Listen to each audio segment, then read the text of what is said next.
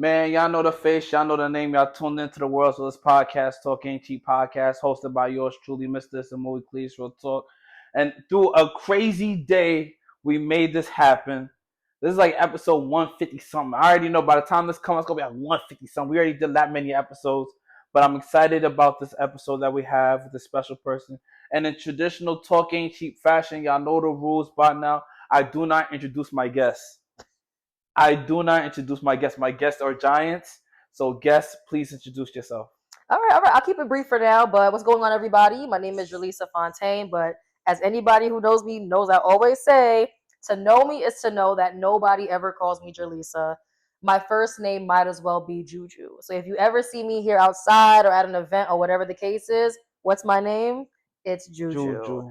I'm a proud founder of a wonderful tech startup. It's called Hugh Capital.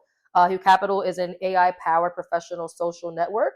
We basically focus on building an AI engine called Huey that makes connections amongst builders, creators, budding entrepreneurs, multi-hyphenate professionals, anybody who identifies as someone who just wants to collaborate with other people to build meaningful things. Fire. It can be a product, it can be an event.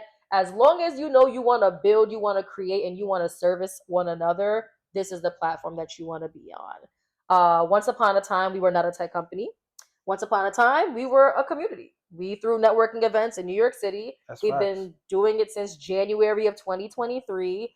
But we were very fortunate to be able to witness that in just 2 years, our events went from being a 200-person event to upwards 600 people. And we're like, oh, okay. If we can grow that fast in 2 years, throwing in-person networking events, and people are asking, well, how can they meet the same population of people online? And whenever I tell them maybe we can do it through Slack, maybe we can do it through LinkedIn, they would gag, they would throw up, they would say absolutely not. They don't like any of those places. So if they don't like any existing spaces online to build community and to experience community, the right answer probably is I should build it. What does community look like to you? Honestly speaking, community to me is just being surrounded by a group of people who are not looking for something just transactional, but they're trying to find a way to do things with each other for either personal fulfillment and or professional fulfillment. But they should never want to be in a space just because they want to take. They're in a space because they also excessively want to give. That to me is what community looks like in the most fruitful manner. I love that. So, what was the earliest sign of community or the earliest experience that you have of being a part of a community?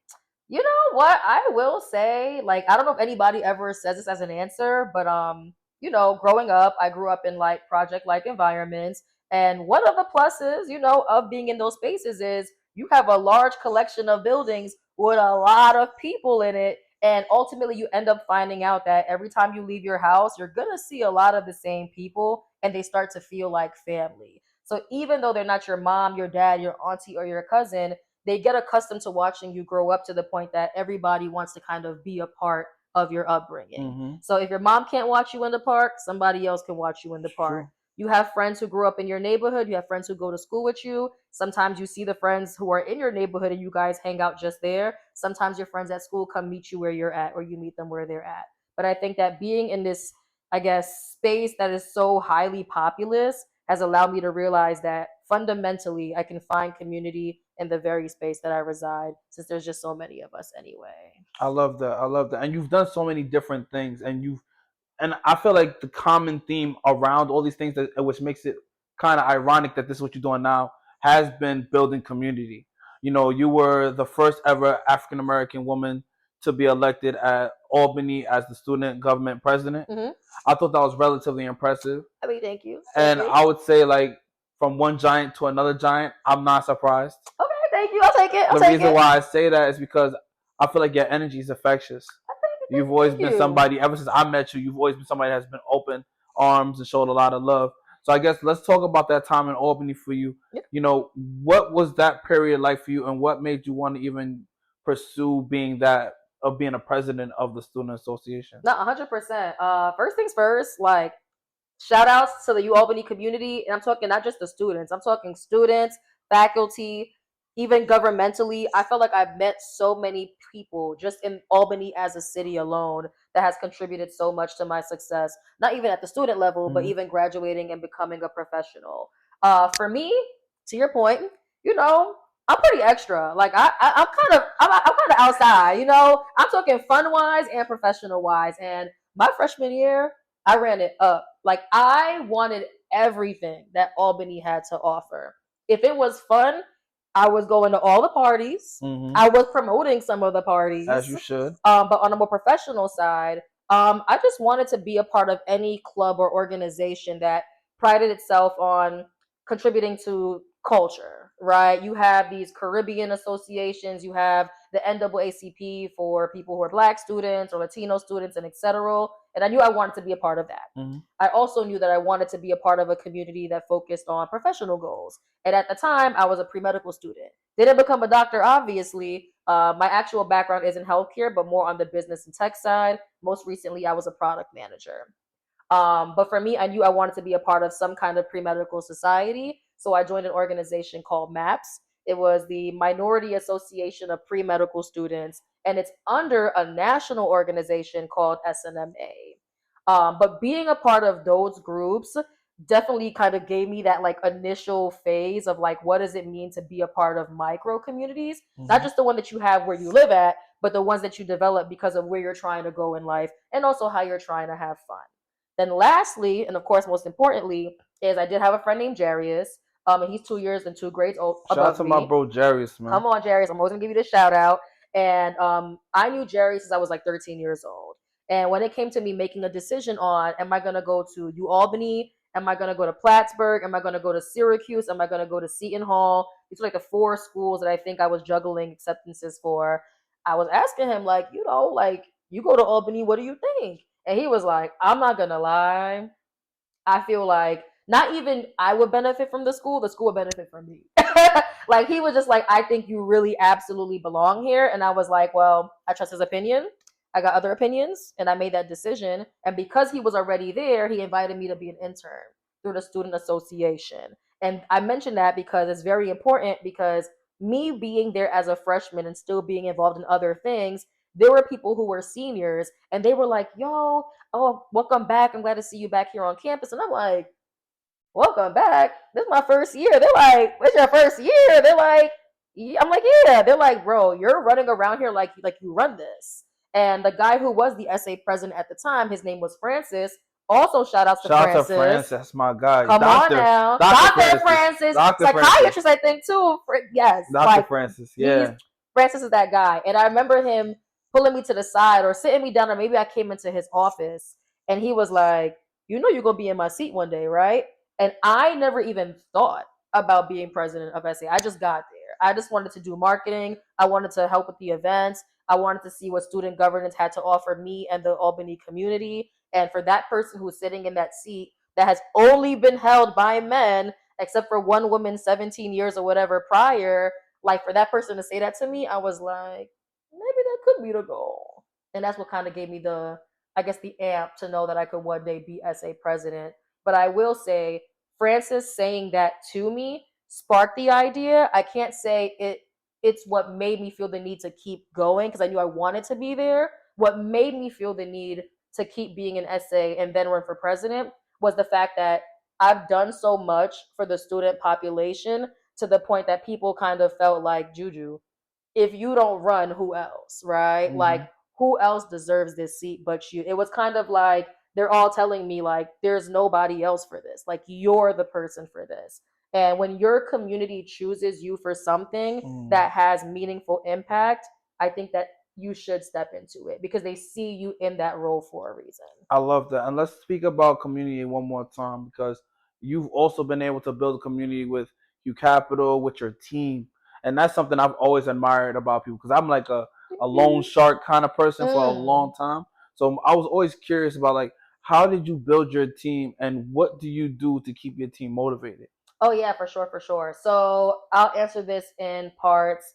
So how do I find my team?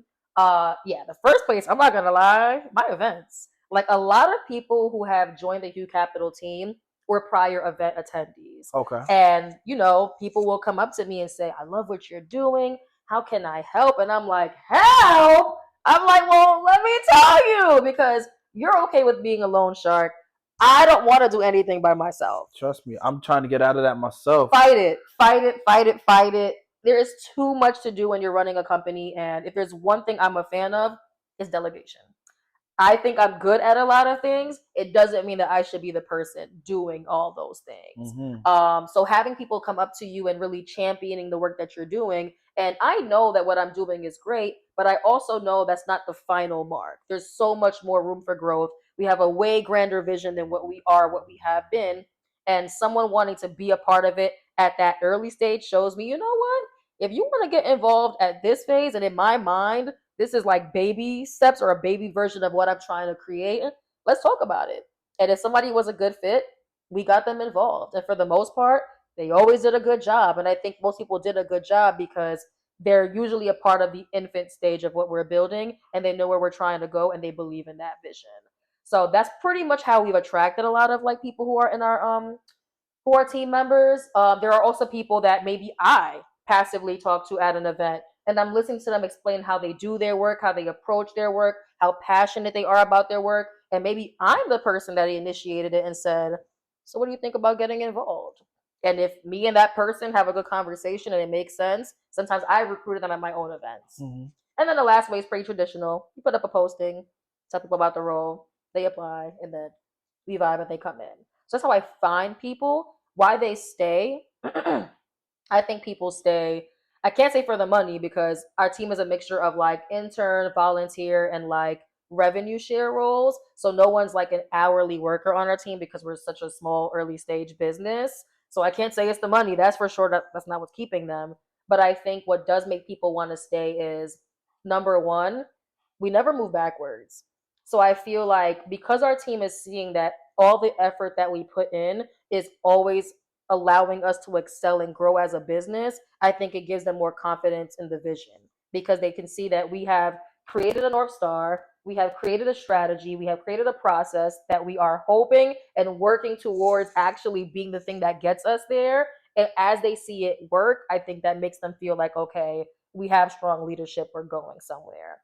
Number two, because we don't get to do contract and hourly wages, that also means that I should be investing in people who are working with us. So that may look like doing career coaching.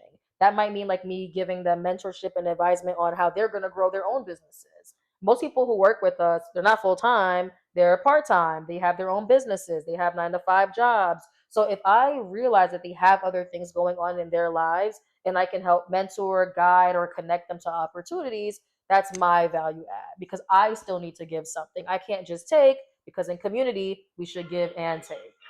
Sorry, y'all. So, yeah, that's how.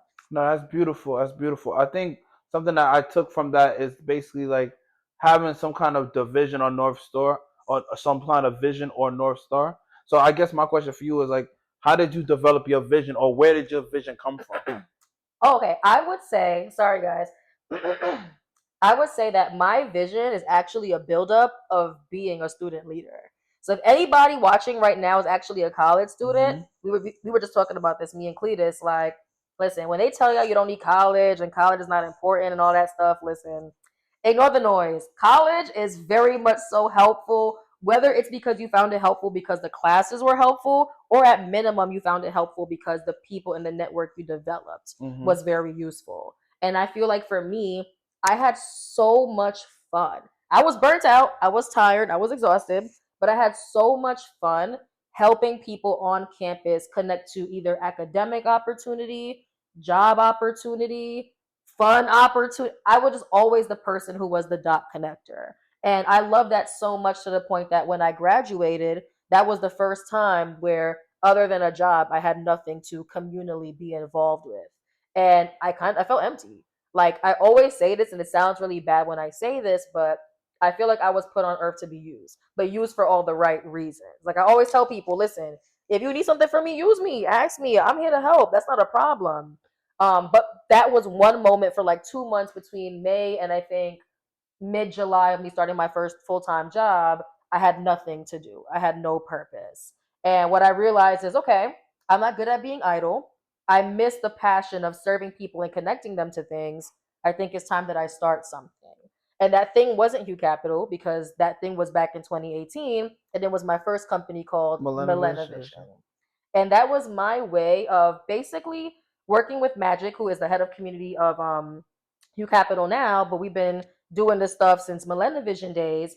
We would basically host small events, and it would basically be casual events for a niche group of professionals. So what that means is we would have medical paint and sips. We would have educators game nights. We would do these very small events where we just wanted people to basically build friendships over professional connections with people who happen to be professionals in those spaces. And I would say if it wasn't for everything that I was doing in Albany in terms of events and community building and working with politicians and working with the higher admin of the institution, I wouldn't have felt the confidence to independently start my own business to basically do the same work, but for people who graduated.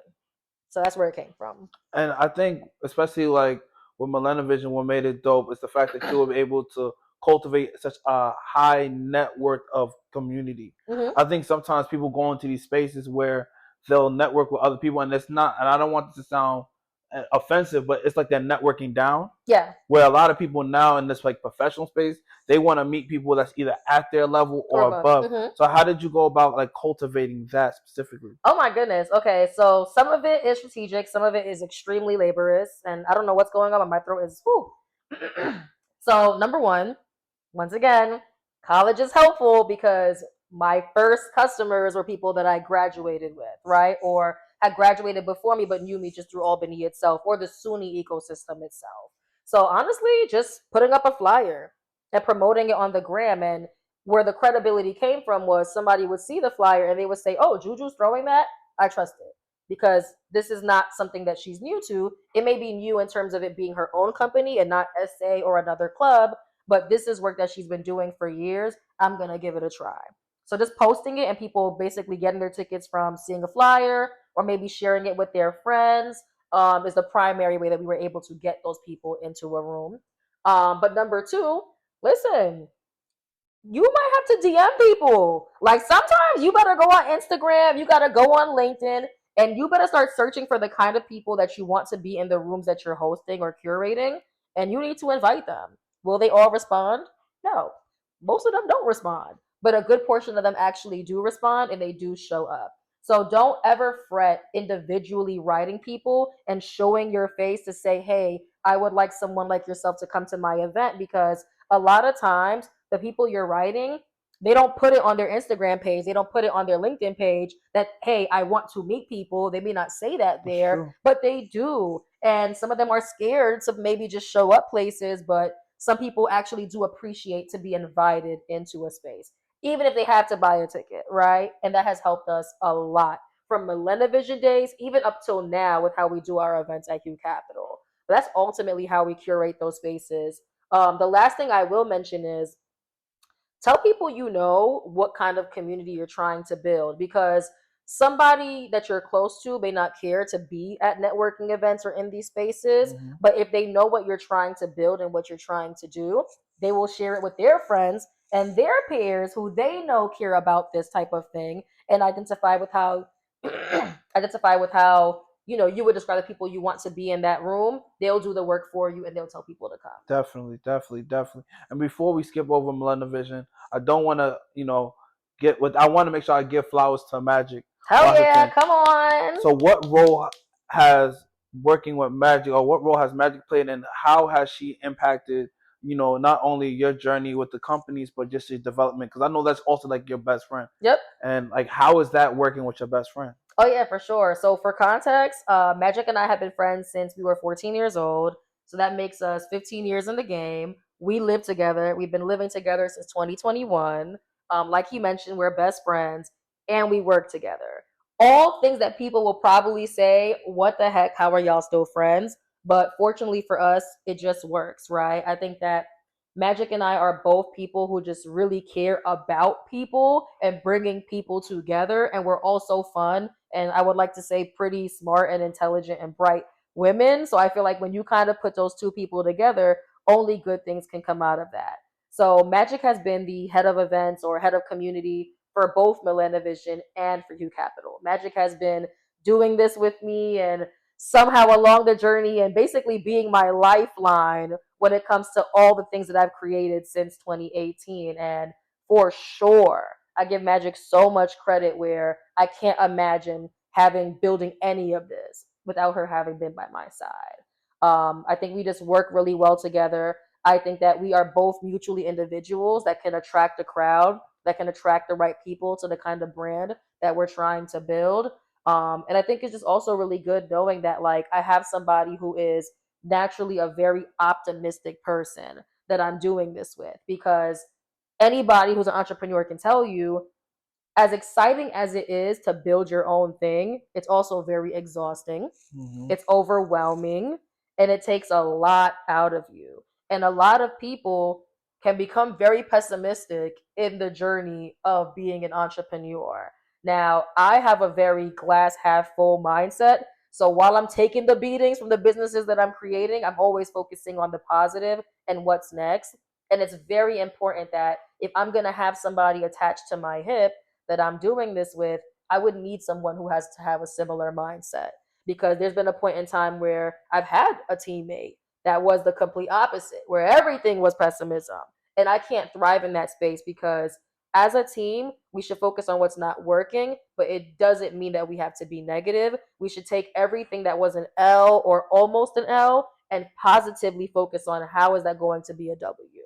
And I just feel like that's someone, aka Magic, who possesses those traits where it's just so easy to work with her. And I'm grateful. I'm grateful that I can live with someone, be best friends with them, work on a business with them, and do all these things and know that there's nothing that can like break up our friendship. That's beautiful. How do you stay so positive? Because like I said, as an entrepreneur, I understand there's so many days where things can just go bad. Mm-hmm. There's days you don't want to get up out of bed. I spoke to different entrepreneurs. Sometimes they wake up in cold sweats. They can't get out the Yep. bathroom. Yep. You know, they're crying in the shower. Yeah. How have you been able to stay so positive? Is it like seeing the growth, or is it just the optimism that you got a goal to reach? Yeah, I would say for me, the latter. Like I said, I take beatings.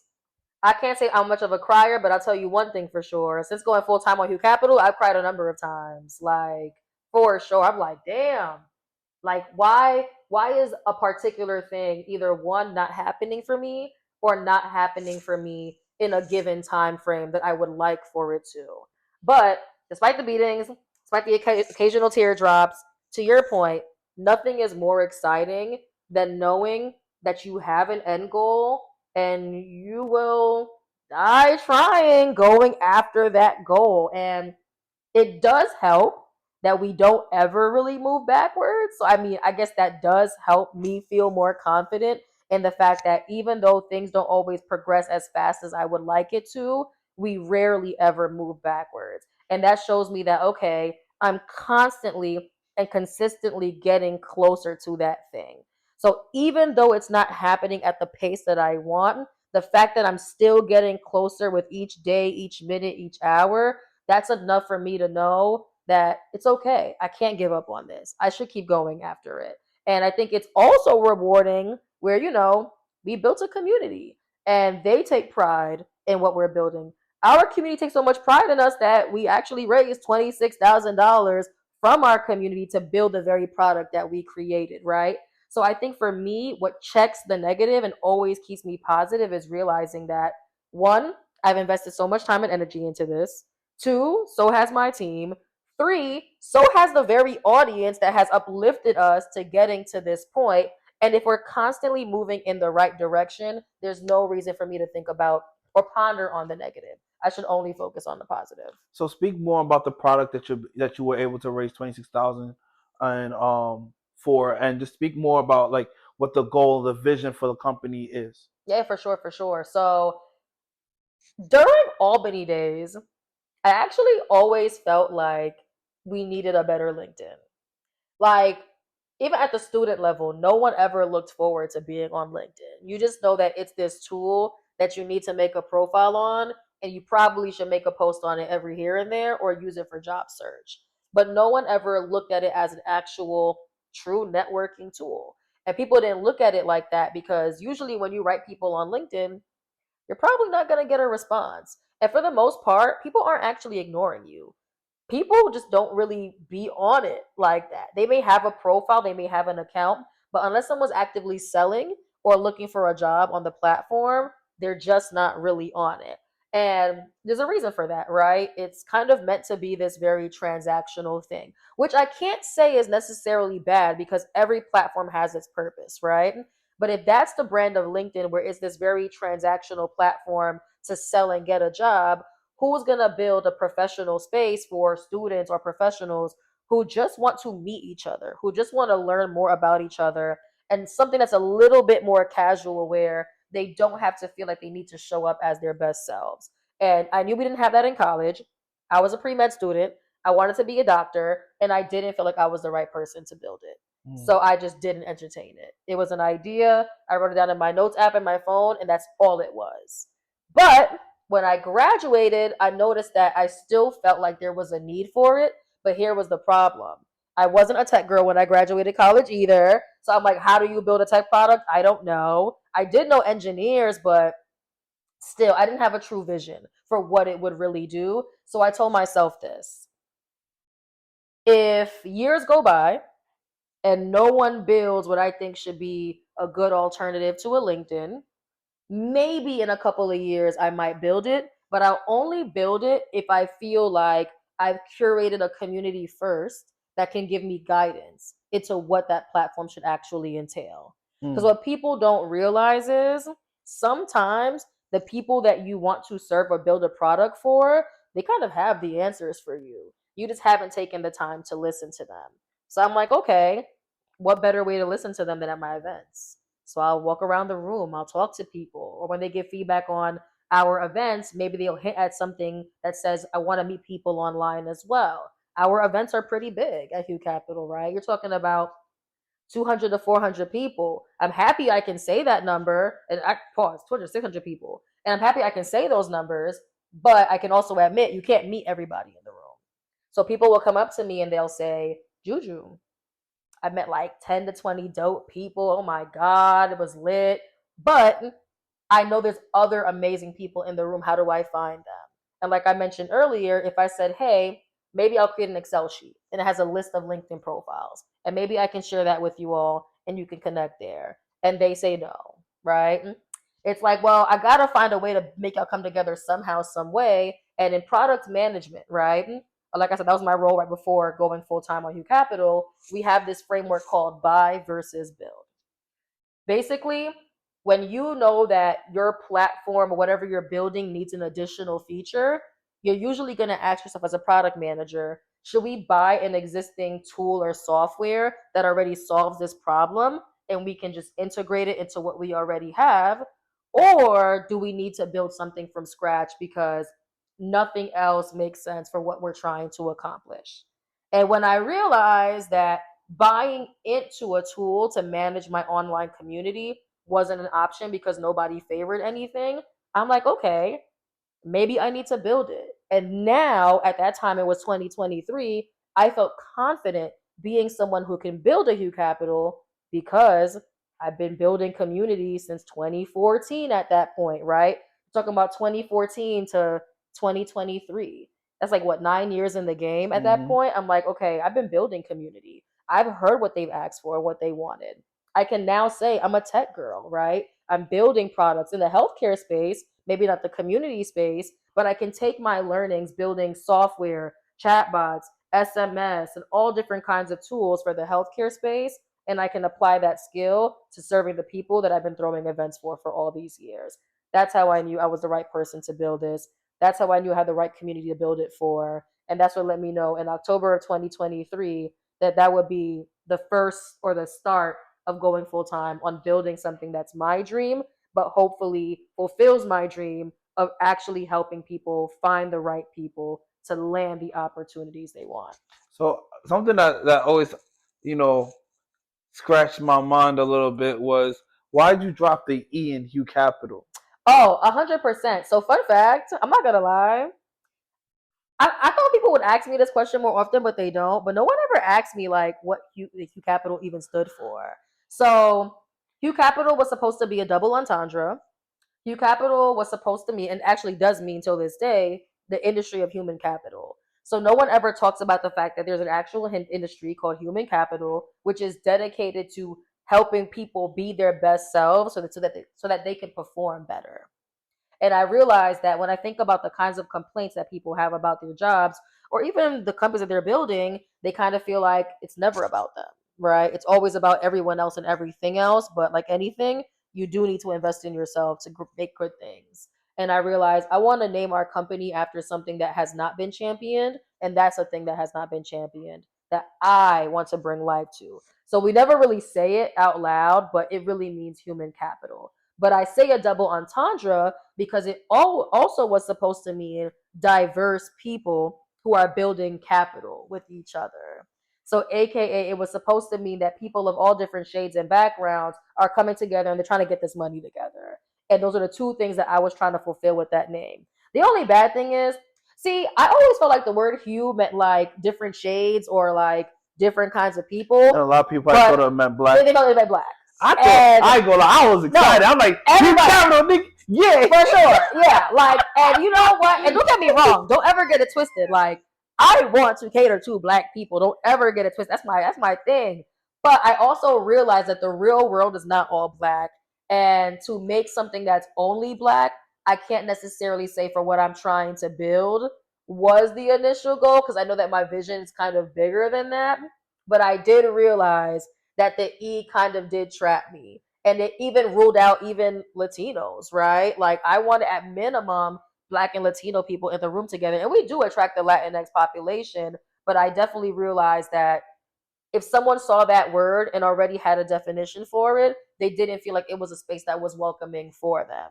And that's not what I wanted. So when you talk about makeup and different hues of makeup, I had to realize in the real world, hue doesn't mean what it means in makeup in terms of what it means in like the professional space. I'm not gonna lie, I understand exactly what you mean, but I still was so pro. Nah, for sure. For sure. With the E? Nah, for sure. I was like, but it worked against me because even at this point, right? Like when I was in SA, I'm catering to people of different ages, different years, different cultural backgrounds, and I wanted to keep being a leader who can lead people of different backgrounds.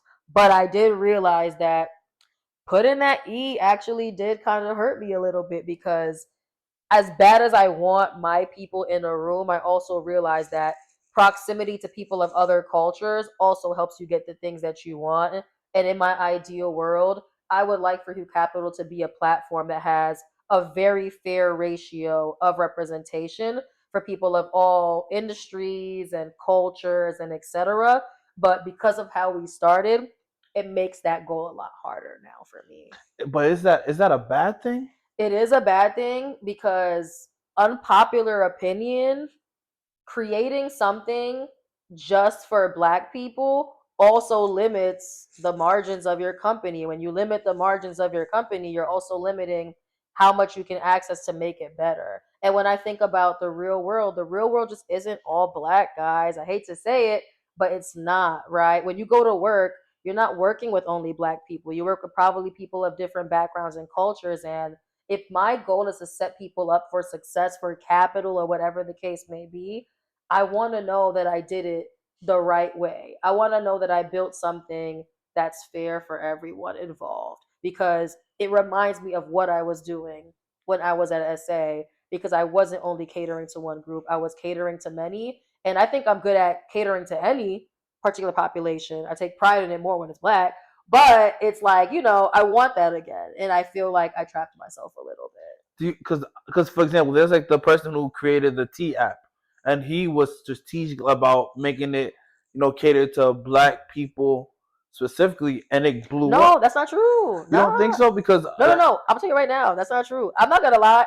This is where we could remind people like black people really do drive culture for sure. Because I'm gonna tell you why that's true for sure. Because what you just said actually isn't true. The app was created by a white man, And he made the app because his mother was having a hard time dating, to the point that she found herself actually dating criminals. So he made this app where basically women, which actually started off mostly white women, would make profiles on the app and basically share their experiences with men to protect other women from dating those kinds of guys. But you would feel that way because it started trending in the black community. And when we get a hold of things, you gonna know we got a hold of it. So I saw the post. Shout out to Roland Martin. He was basically saying that even like with the word T, it was meant to trigger.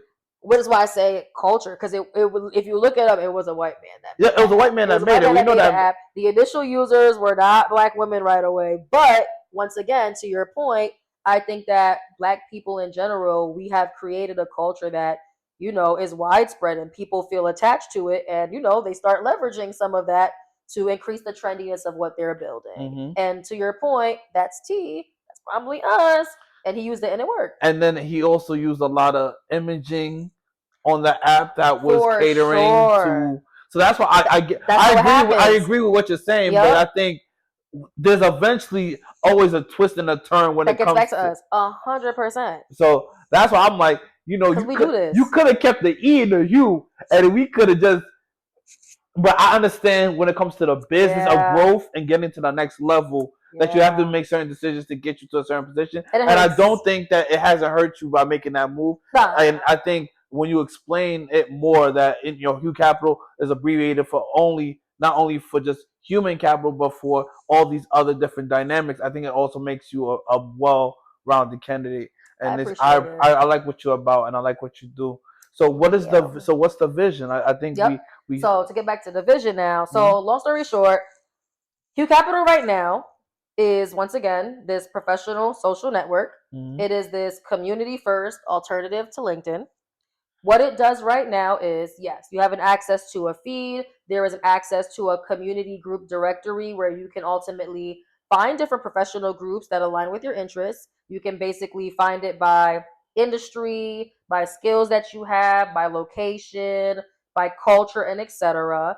But most importantly, Huey is there to be like a chat GBT for career and business advice. So if you have questions about career pivoting, or how to climb the corporate ladder, or how to be an entrepreneur, Huey can answer those questions, and we train it on content that we think is very credible and useful, and you'll always be able to see how Huey is answering that question, meaning what it's sourcing. So there's a source section where you can click on links and further investigate Huey's responses to you.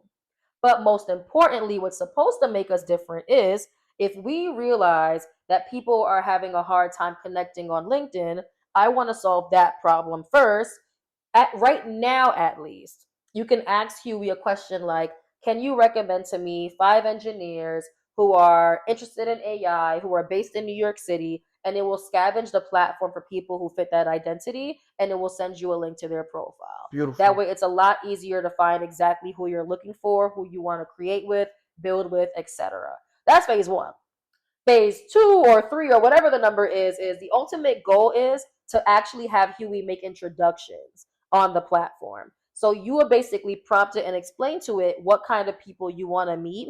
And on a bi-weekly or monthly basis, depending on what subscription plan you end up on, it will literally throw you in a DM with another person, and it will literally tell the two of you why it's connecting you, why the two of you should do something together, and it will either offer you the opportunity to connect through a Google Meet or through email, or it will recommend in the later future places that you might want to meet in real life if it geographically permits. So in the platform, we ask for your zip code because if Huey can connect you with someone who's actually living near you or working near you, it makes it so much easier for you to meet in person. I love that. I think that's so dope. That's the now though. That's like from now to like September.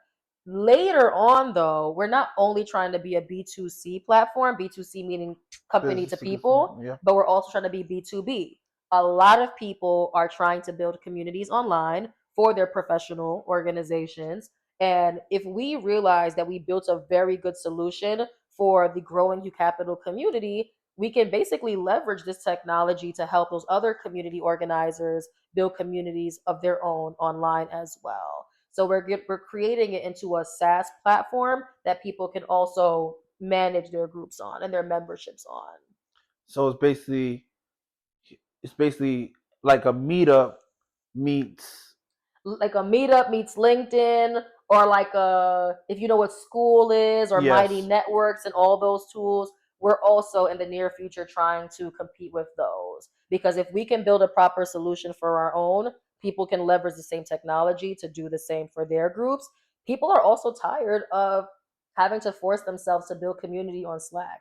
Slack may be a comms tool, but it is not a community tool. It was not made for community. It was made for people who are employees of a company to get things done. And people have to forcibly make it into something it's not. They don't deserve to have to go through that. That's fine. Let me solve that. You know what I'm excited about? I think you have a unique lane that you could take over, which is reworking a lot of these existing tools to Mm-hmm. fit us and community better. So Mm-hmm. I look at like Discord, how Discord was created for Mm-hmm. video gamers and Gamers. stuff like that, and how you could be able to create your own version of a Mm-hmm. Discord, or on a larger scale when you could be competing with Meta, Yep. or even like you talked about Capital. I was thinking like, all right, how do we make Hugh Capital be something like a uh, private equity type of. People thought we were that too. Mm-hmm. So I thought, like, I'm thinking all these different ideas when I hear this, and I think, if there's anybody who can make this happen, I definitely believe it's you. Well, fun fact, a lot of giant tech companies, like companies that are unicorns where they're worth at least $1 billion, a lot of them have like investment arms. And a goal of mine is, if we were ever fortunate to become a unicorn company, I would love for us to be able to have something that can invest in the projects and businesses that people are creating. And how I prep for that right now is I also created a nonprofit arm. So I have a 501c3. It's called the Desmond Fontaine Foundation. It is named after my bestie, which is my dad. And the goal of it is to basically provide financial wellness and ultimate like social opportunities for people. And what we do is we like launch a series of micro grants through it. So we're not, rich yet. So we only have so much to give, but occasionally what we do is we take some proceeds from our event sales and we launch like $1,000 or $1,500 grants to the community. I think that's amazing. I love the fact that you have a nonprofit arm. I think that speaks to just your investment in community and just how you have been so intentional about giving and being a giver. Were you always like this? Yes, I've always been extremely giving, to the point though that I can now say I'm probably a little less giving than I used to be. Because to give means to like kind of exhaust sometimes, and you're either exhausting your energy or you're exhausting your money.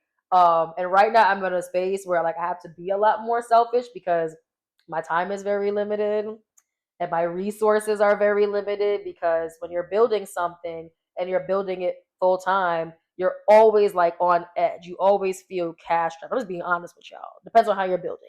If you're working a job 9 to 5 and you're building, that's a little different. But if you're just kind of building the thing only, you often feel like you're on edge. So I can say that I've always been somebody who's very giving, but I can say that as of the last 2 years, I can transparently say I've been a little less giving of my free time Hmm. and my resources. Obviously, Hugh Capital is the extension of me and it does that. But outside of that, I've been a little bit more like, I'm willing to start accepting now. Like, I've always had a hard time taking help from people, whether it's money or just people wanting to help me, because I always felt like my role in life was to be the doer and be the giver. But I have really good friends, and they have definitely challenged me to realize that as much as you give, it's okay to take. And that was really hard for me, because when I do things for people, I don't expect things right back. But I can be honest and say that I, not about everybody, but I kind of felt like sometimes taking something from someone would mean that if they ask me for something tomorrow, I have to say yes. And I don't like that feeling. That becomes Yeah, transactional. I don't like that. I don't like that feeling where it's like, because someone did something, I gotta go and do it right back for them. So I rather just be the giver, and that's fine, but just less of the taking. So that if I have to say no, I can say no. But at that time, before 2023, I was a yes woman. I'm saying yes to, if you need my help and I have a second, even if I don't, I'll find it. I'm a help. But I can say that kind of changed recently, because your girl's burnt out a little bit. Yeah. I hear the But growth. but one more thing I can say though, even though I'm more on my selfish side now because of the era that I'm in, I will say that sadly, burning myself out for being a yes woman to everyone actually did help me in the long run because me supporting so many people, I guess because I've never asked them for anything, when I really did need to ask for help, aka fundraising for the platform, a lot of people showed up. And they showed up because they were grateful for things that I've done in the past. So sometimes being selfless for a long streak up until burnout probably does help you, but I don't know if I recommend. So speaking about burnout, how have you been able to maintain your mental health, take care of your mental health, take care of yourself? Oh my God, I have the worst answer in the world for y'all. As somebody who has a whole men's wellness fair and I want people to be well and all those things, I cannot say that I have the best wellness practices. I am tired. I am exhausted. I have a hard time falling asleep. I probably get on average 5 hours of sleep a night with some one offs where I do get the 8 hours. But I also realize that this doesn't have to be the case forever. I also realize that sometimes this is what you do for a period of time, but I would never want it or expect for it to be something that I do indefinitely. Mm-hmm. But what I will say on a wellness streak is while we always think that wellness is the gym or getting your 10K steps in, your wellness is also mental. And I think that what kind of outweighs the physical exhaustion for me is the fact that I really am excited and happy about everything that I'm doing. I feel like I'm very privileged to have the family that I have, to have the friends that I have, and to have a community of supporters that I have. I think that so many amazing things and people are around me. So even though sometimes and on occasion I'm kind of draining myself into the ground, I do feel like there's so many more good things to look at, and that keeps me overall well. And then I also realize I have to take moments where I do have to step back and just chill. Like my team presses me. They will literally beg me, take a weekend off. So when you have a team of people that want to see you have a moment off to yourself, you also feel pretty good about that. So that's what keeps me well, but I can't say that physically I always do the best job in terms of getting sleep and going to the gym enough. Sometimes being an entrepreneur causes weight gain because you're always at your desk and you're not really making time to take care of yourself. Sometimes you become a snacker. It sounds really bad, y'all. It's like the most pessimistic thing you'll ever hear me say, but I just like to be very It's honest real. It's definitely real. that it doesn't wellness doesn't always look like you have it all together all the time. Sometimes you have it together most of the time, and there's gonna be moments in sprints where you're gonna take a hit. But just remember that you shouldn't make that hit permanent. You should try to like time box it and try to find a way to still give yourself back that time to take care of yourself. Yeah, I love that. I love that. I think just out of respect for your time, my final question is, how can I be of a resource to you? How can I be of an asset to you? Because like I said, I feel like in the short period of time that we've known each other, you've given so much, not only to myself but to the community that you serve. And how could I, give to you? I would say how you can give to me and anybody else who's listening. Listen, spread the word. Like wherever you go, if you meet people and they want to be something, and when I say want to be something, I don't believe in elitist culture. Uh-uh. I don't believe in culture where the only people you invite into professional spaces are people who are doing already well. That's not what it's only for, right? You want to also be able to create spaces that propel people forward. So Mm-hmm. if you know anybody who wants to be great or is already doing great or wants to be greater, name drop Q Capital Co on Instagram and TikTok, QCapital.co on the internet. Join the wait list. Tell people to join the wait list. But please, please, please, wherever you go, just name drop us and help us get our brand up because we're competing with giants. We're trying to compete or enter a space where there are billion-dollar companies doing things similar to what we're doing, but they're not doing it as great as we know we can. And sometimes word of mouth is the biggest way to propel us forward. I'm excited to see when you start doing events in Brooklyn. Cause I think that Yeah, I think yeah. because I'll be honest, I think you doing events in Manhattan, it fits what you do because all the people coming from work, it's a professional Yeah. environment. But I just also understand like in Brooklyn, this black community Oh, for sure. Strong. Oh, strong. it's so strong. Okay, here's actually why I don't really do events in Brooklyn. Because if you think about it, right, downtown Brooklyn is like an extension of Manhattan. So we could do events in Brooklyn. I'm from the Bronx, y'all. Like, Brooklyn is a little bit out of the way for Bronx people, and I don't ever want to be in a space where, the community that I literally grew up in, they can't access what we're building because we're all the way in Brooklyn on a weekday evening. That could be like a 2-hour train ride for someone uptown. I'm gonna feel bad. So I'm from Staten Island. But you're closer to Brooklyn, though. Okay, if I drive. For sure. If I don't drive, you feel me? Yeah. And it's still a trip to come to the hall, to uptown or midtown. But I get it. I think working in the city. I can't betray them like that. Nah, I feel like you are doing exactly what God has has in store for you to do. And I feel like at the end of the day, trust your God, because at this point it's taking you so far and you have done so much with it. Like I said, and you also are a master of timing. I feel like, and you're not afraid to. I feel like you're not afraid to go above and beyond when it comes to like maximizing the resources that you're given. So you're impressive, mamas. I try. Thank you. I appreciate you. Is there anything else that you'd like to tell the people? Anything that we should look out for coming up in the near future? Well, one of the first things first, shout outs to Cletus for even having this podcast and inviting people like myself on it. Because a lot of people like myself, we have stories to tell, right? We're all building really cool things, and having people who are leaders in the community invite us to platforms like this where we can share this stuff, that's very meaningful. To the point that I can share it with a blanket on my lap. That's pretty lit. I don't get to end up in a lot of spaces like that. So cozy. I'm very comfortable to be in a cozy setting where I can talk about my professional journey, and that's thanks to you. The only thing I would probably just leave off with is, if you want to do something, just do it. It's never going to be the right time. You're never going to have enough money or the right amount of money to do it. Like, you're never going to ever feel like you have everything that you need to build the thing that you want. And for that reason, you should just build it.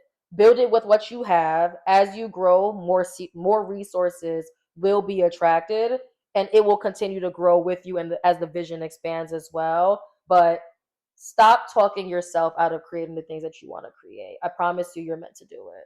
I love that. And I think that's a perfect place to end. If you want to follow you, connect with you, do you have any like classes, courses? Yes. I'm actually gonna do some AI workshops this month or next month, August.